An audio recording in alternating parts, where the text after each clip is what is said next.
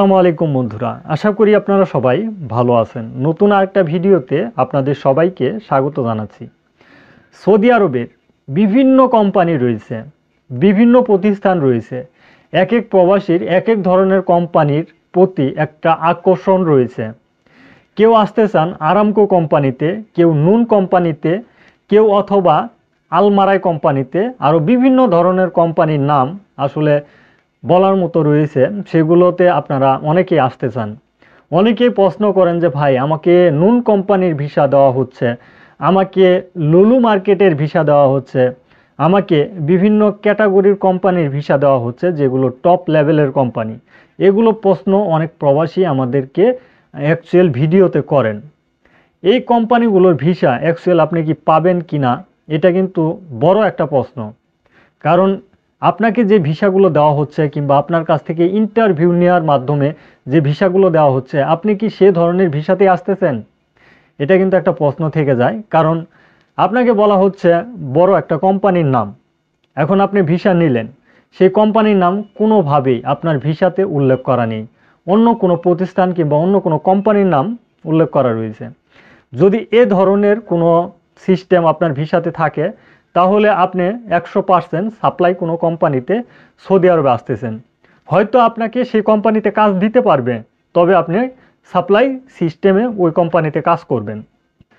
একটা কোম্পানি বিভিন্ন ধরনের সুযোগ সুবিধা দিয়ে থাকে, যেগুলো সাপ্লাই কোম্পানিতে আসলে আপনি পাবেন না। তার এক নাম্বার কারণ হচ্ছে আপনি সাপ্লাই সিস্টেমে কাজ করতেছেন। আর এই সাপ্লাই সিস্টেমে কাজ করার মানে হচ্ছে আপনি অন্য একটা থার্ড পার্টির মাধ্যমে সেই কোম্পানিতে কাজ করতেছেন। এই অর্থগুলো যদি আমি আপনাদেরকে একেবারে ক্লিয়ার করে দিই, তাহলে বুঝতে পারবেন। এক্সাম্পল, আপনাকে কেউ বলল লুলু মার্কেটের কথা কিংবা হাইপার পান্ডার কথা। অ্যাকচুয়াল হাইপার পান্ডা কোনোভাবেই বাংলাদেশে কোনো প্রবাসীদেরকে ভিসা দিতে পারবে না। যদি তাদের কোনো ওই মহাশাসা থেকেই ভিসা বের করে বাংলাদেশে দেয়, সেই কোম্পানির বড় অঙ্কের একটা অ্যামাউন্ট জরিমানা ধরবে সৌদি সরকার। এটা কিন্তু 2020 সাল থেকে বাস্তবায়ন করে রেখেছে। কোনো কোম্পানি অ্যাকচুয়াল কোনো প্রবাসীকে যদি নেওয়ার প্রয়োজন হয় ক্লিনার হিসাবে, সেই ক্ষেত্রে সৌদি আরবের ভিতরে থাকা প্রবাসীদেরকে ট্রান্সফার করে নিতে পারবে, সেরকম একটা সুযোগ সৌদি সরকার দিয়ে রেখেছে। তারপরেও যদি কারো কোনো কর্মীর প্রয়োজন হয়, যাতে সৌদি নাগরিককে নিয়োগ দেওয়া হয়, এটাও কিন্তু একটা ঘোষণা দিয়ে রেখেছে। তার মানে দুইটা বিষয় ক্লিয়ার।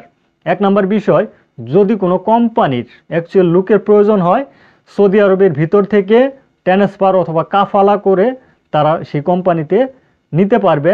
আর দ্বিতীয় নাম্বারে হচ্ছে কোনো সেলসম্যান, ক্যাশিয়ার, সুপারভাইজার কিংবা আরও অনেক ধরনের পোস্ট রয়েছে, সেগুলোতে লোকের প্রয়োজন হলে সৌদি নাগরিকদেরকে যাতে নিয়োগ দেওয়া হয়, এ ধরনের ঘোষণা কিন্তু প্রত্যেকটা কোম্পানিকে দেওয়া হয়েছে।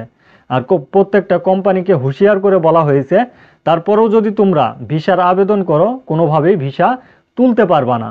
তো এই অবস্থায় আপনাকে যে কোম্পানির ভিসাগুলো বলতেছে, দালাল বলতেছে, এজেন্সি আপনাদেরকে বলতেছে, এই সিস্টেমগুলো আপনি যদি মেনটেন করতে চান কিংবা তাদের কথা বিশ্বাস করে সৌদি আরবে অ্যাকচুয়াল আসতে চান, তাহলে আপনি থার্ড পার্টির মাধ্যমে হয়তো সেই কোম্পানিতে কাজ করতে পারেন, কিন্তু থার্ড পার্টি যেটা সাপ্লাই সিস্টেমে আপনাকে কাজ করতে হবে।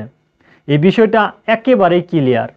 তাই আপনারা বড় বড় যে কোম্পানিগুলো রয়েছে, সেই কোম্পানির ভিসা চিন্তা ভাবনা না করে ছোটো কোম্পানির ভিসায় আসার চেষ্টা করেন। আর সৌদি আরবের প্রেক্ষাপটে বর্তমানে বড় কোম্পানিতে আসলেই যে আপনি বড় কোম্পানি পাবেন তা কিন্তু না। অ্যাকচুয়াল আপনি যখন একটা ভিসা নেন, সেই ভিসাটা কিন্তু আপনি ভালোভাবে যাচাই বাছাই করে দেখতে পারবেন না যে সেই প্রতিষ্ঠানটা কোথায়, আপনাকে কোথায় থেকে ভিসা দেওয়া হচ্ছে। ভিসার ভিতরে কিন্তু এত কিছু তথ্য উল্লেখ করা থাকে না। তবে বেসিক যে দুইটা বিষয় উল্লেখ করা থাকে, তা হচ্ছে এক নম্বরে স্পন্সর নেম, যেটা কোম্পানির নাম থাকে, আর দ্বিতীয় নাম্বারে হচ্ছে আপনার পেশা, যেটাতে আপনি কাজ করবেন সৌদি আরবে আসার পর। অ্যাকচুয়াল এই দুইটাই গুরুত্বপূর্ণ। প্রথম যে স্পন্সর নেমটা, এটা আপনি দেখবেন যে কোম্পানির নামটা কি। আপনাকে যে দালাল বলতেছে, এই কথার সাথে ওই কাজের মিল রয়েছে কিনা, ভিসার তথ্যের মিল রয়েছে কিনা। আপনাকে বলল আরামকো কোম্পানি, কিন্তু আপনি দেখলেন যে ভিসাতে আরামকো কোম্পানির কোনো তথ্য নেই। তার মানে এখানে আপনি ক্লিয়ার, আপনি আরামকো কোম্পানিতে আসতেছেন না, অন্য থার্ড পার্টি কোনো কোম্পানিতে আসতেছেন, তার মানে সাপ্লাই কোম্পানিতে আসতেছেন। এটা একেবারে ক্লিয়ার। আর দ্বিতীয় নম্বরে পেশা, পেশাতে যদি আপনাকে বলা হয় ক্লিনার, ক্লিনারই থাকতে হবে, আপনি ক্লিনার হিসাবেই সৌদি আরবে আসার পর কাজ করবেন। আর যদি পেশাতে লুড আনলুড থাকতে হয়, পেশাতে যদি লুড আনলুড থাকে, সেক্ষেত্রে একটা বিষয় ক্লিয়ার হয়ে যাবেন, আপনাকে সৌদি আরবে আনতেছে লুড আনলুডের ভিসাতে, যেখানে আপনার গাড়িতে মাল ওঠানো অথবা নামানো, এই পেশাতে কিন্তু আপনাকে আনতেছে। আর এই পেশাতে আসলে আপনাকে এই ধরনের কাজই করতে হবে। তবে হাজারো প্রবাসীদেরকে এই লুড আনলুড পেশাতে আনা হয়, কিন্তু কাজ দেওয়া হয় অন্যটা। অ্যাকচুয়াল শ্রম আইন ভঙ্গ করার ভিতরে কিন্তু এই বিষয়টা পড়ে যায়। হয়তো আপনারা অনেকেই জানেন না সৌদি আরবের শ্রম আইন কী বলে। সৌদি আরবের শ্রম আইন একটা বিষয় একেবারে ক্লিয়ার করে দিয়েছে, যে সকল প্রবাসীরা হাই কোনো প্রফেশন লুক, যেমন ওয়েল্ডারের কাজ জানেন, বিল্ডিং কনস্ট্রাকশনের ভালো কাজ জানেন, অথবা প্লাম্বারের কাজ জানেন, আরও বিভিন্ন ধরনের পেশা রয়েছে, সেই পেশার কাজগুলো জানেন, সেই সকল প্রবাসীদেরকে অ্যাকচুয়াল বাংলাদেশে থাকা অবস্থায় আপনাকে পরীক্ষা দিয়ে পাশ করে বাংলাদেশ গভর্নমেন্ট থেকে একটা সার্টিফিকেট নিতে হবে। সেই সার্টিফিকেটটা সাবমিট করে আপনার ভিসা স্ট্যাম্পিং করতে হবে। তার পাশাপাশি যখন সৌদি আরবে চলে আসবেন, 3 মাসের মধ্যে আপনাকে সৌদি আরবে আসার পর আপনি যে ওই কাজটা জানেন, সেই কাজের উপরে একটা পরীক্ষা দিতে হবে। সেই পরীক্ষায় পাশ করে তারপরে সৌদি আরব থেকেও একটা সার্টিফিকেট নিতে হবে। তারপরে অ্যাকচুয়াল আপনাকে সেই প্রতিষ্ঠান কাজ দিবে এবং ভালো মানের একটা স্যালারি আপনাকে দেওয়া হবে, কারণ আপনি কাজ জানেন। আর সৌদি সরকার চায় যে সকল প্রবাসীরা কাজ জানে তাদেরকেই যাতে সৌদি আরবে আসার সুযোগ দেওয়া হয়, সেই জন্য কিন্তু এই নিয়মটা করা হয়েছে। তাই এটা কিন্তু অবশ্যই শ্রম আইনের ভিতরেই পড়ে। আপনাকে আনলো লুড আনলুড, কিন্তু আপনি কাজ করতেছেন অন্য কোনো পেশায়, অন্য কোনো কাজ করতেছেন। জাওজাত অথবা মক্ত বা আমেল যদি আসে, তখন যদি এসে দেখে যে আপনার পেশাতে ইকামাতে লেখা রয়েছে লুড আনলুড, আপনি কাজ করতেছেন অন্য কোনোটা, সেই ক্ষেত্রে আপনি আটক হয়ে যাওয়ার সম্ভাবনা থাকে। এই বিষয়গুলো অবশ্যই আপনাকে আসার আগেই জেনে বুঝে আসতে হবে।